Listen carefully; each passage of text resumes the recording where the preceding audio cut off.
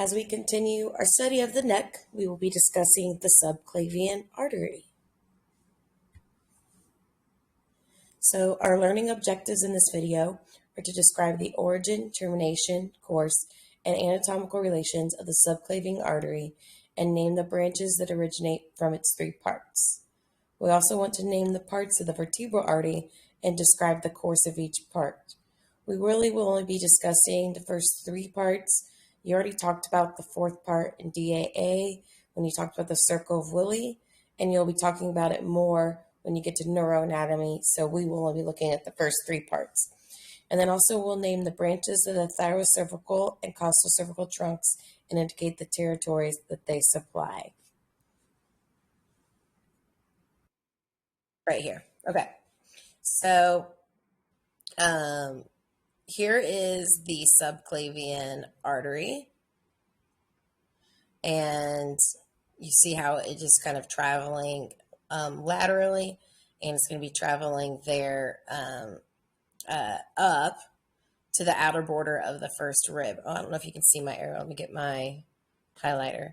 And then from, oh, that's not right. Not highlighter. Laser pointer. So there, as it continues to travel, it'll start making its way down, but it changes names right here at the outer border, lateral border of the first rib, and becomes the axillary artery. So again, the right subclavian artery is going to be a branch of the brachiocephalic trunk, while the left is a branch of the aortic arch. And then the subclavian artery is going to be divided into three parts. And it's going to be divided into three parts relative to the anterior scalene muscle. So right here, we're seeing the first part, the pre-scalenic, okay? So the second part would be behind this anterior scalene, and then here's the third part, the post-scalenic. The first branch has the first part has three branches, and that's going to be the vertebral artery. I'm sorry, a little bit too far right. That's a really big vertebral artery. No, that's the common carotid. Here's the vertebral artery. It's been cut. I will get a better picture in just a minute. And then you will have the thyrocervical trunk, which would be right here, and it'll be just a small trunk, and then it'll give off all these other branches, and we'll talk about those branches in just a minute.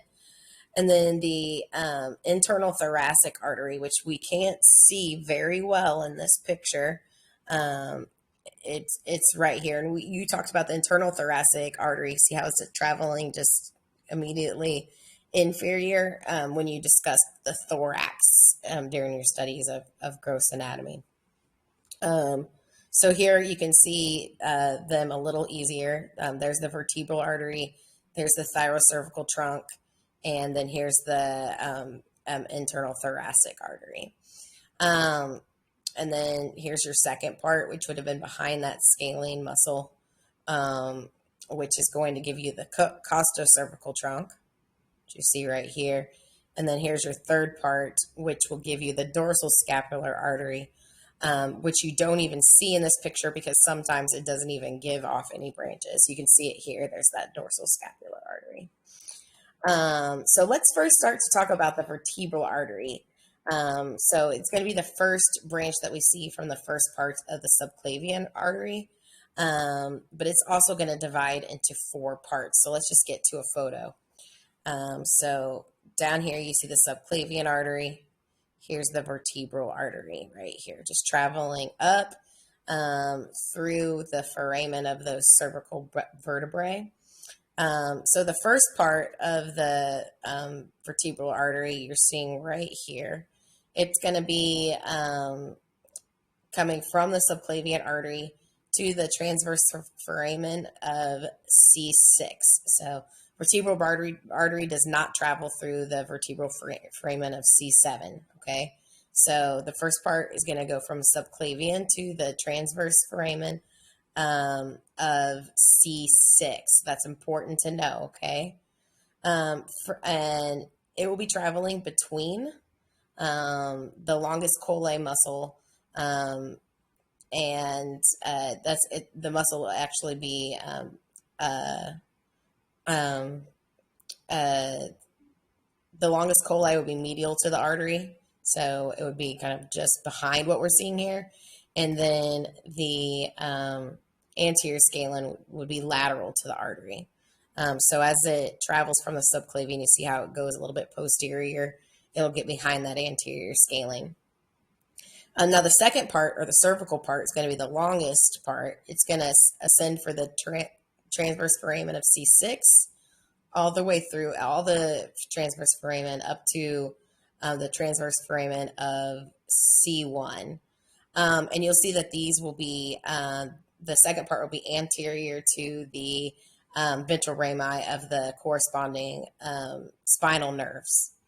Then the third part, also known as the atlantic part, will run medially, and it'll be lateral to the mass of the atlas. You see it right here. And it's going to lie in a groove on that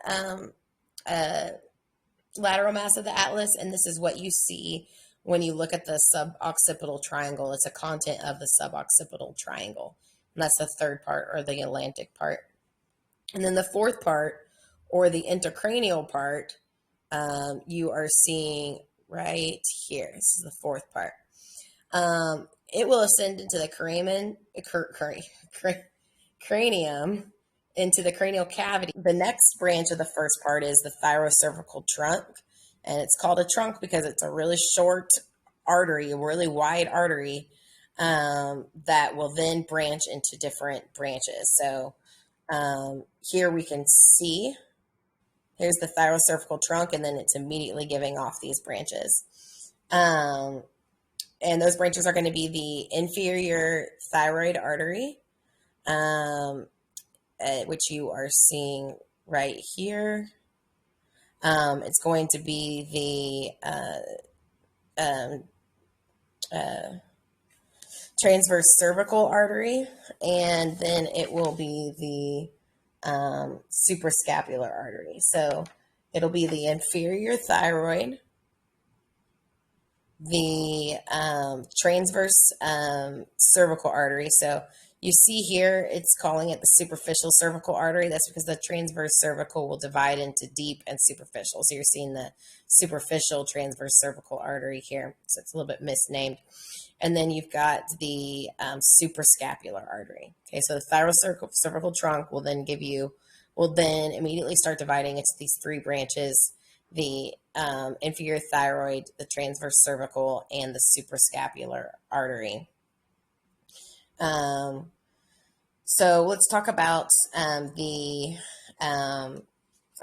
inferior thyroid artery first. The inferior thyroid artery is going to supply the thyroid gland and the parathyroid glands, as well as the trachea, the larynx, the pharynx, and the esophagus. So it's traveling superiorly and then medially to start supplying this area.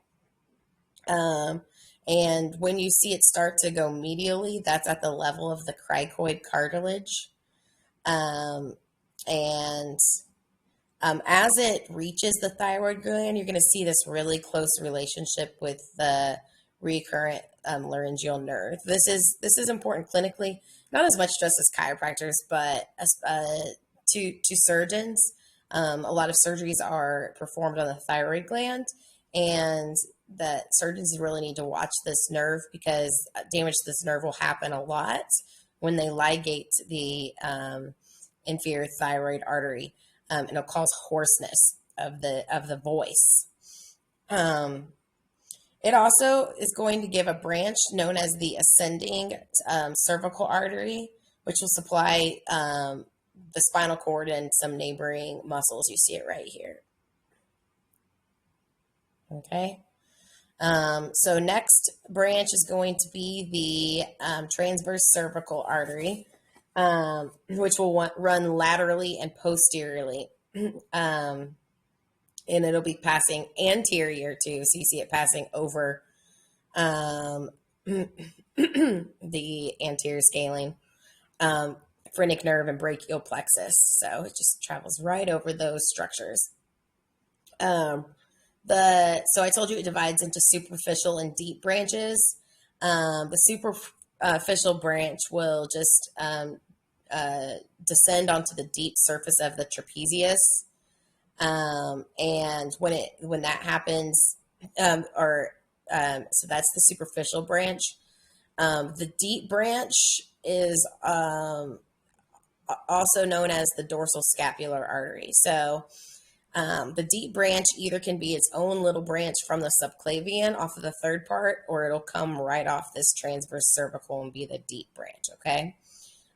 So this is known here as a superficial cervical artery.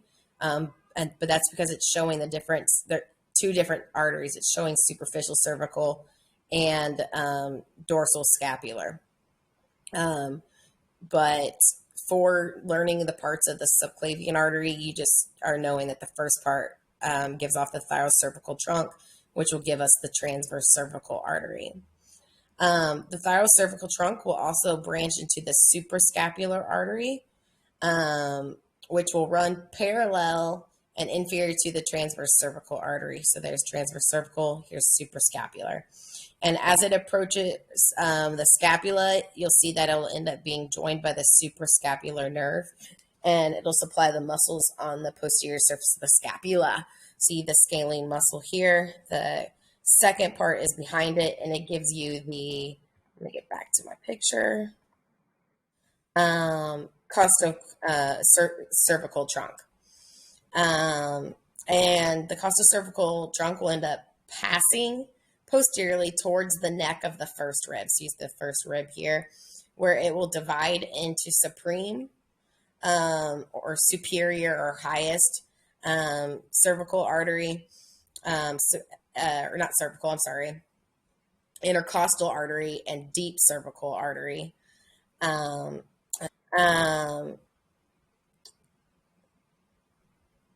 So here's our costocervical trunk, and it's going to be giving us the superior intercostal artery and then the deep cervical artery. So this is actually the superior intercostal, and here's the deep cervical artery.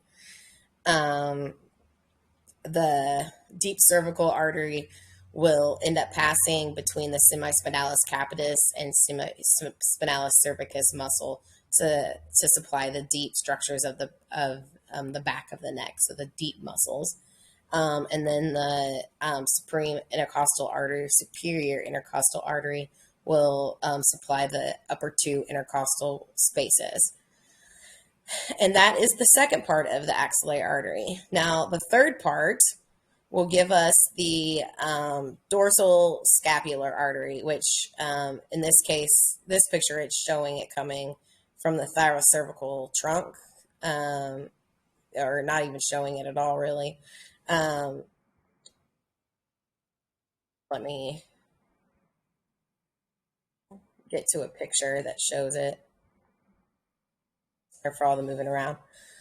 Here's the dorsal scapular artery right here. So it's in the third part. So it's going to be posterior to the anterior, or more so lateral to the anterior scalene muscle. And if it originates from the subclavian artery, it's in that third part, but it also can originate from that thyrocervical trunk. And it will run through the brachial plexus. So that's an important relationship here. It's running through the brachial plexus. And it'll be either above or below the middle trunk. So here you see it going above. It could also just run below. It'll then pass deep to levator scapulae, which you don't see here, to reach the superior angle of the scapula. And then from there, you'll see it be involved with the blood supply of the scapula. And it'll be deep to the rhomboid muscle with the dorsal scapular nerve, which, if you remember, is a branch on the brachial plexus when you studied that. Now you should be able to describe the origin, termination, course, and anatomical relations of the subclavian artery and name the branches that originate from its three parts. You also should be able to name the parts of the vertebral artery and describe the course of each part. And you should be able to name the branches of the thyrocervical and costocervical trunk and indicate the territories they supply.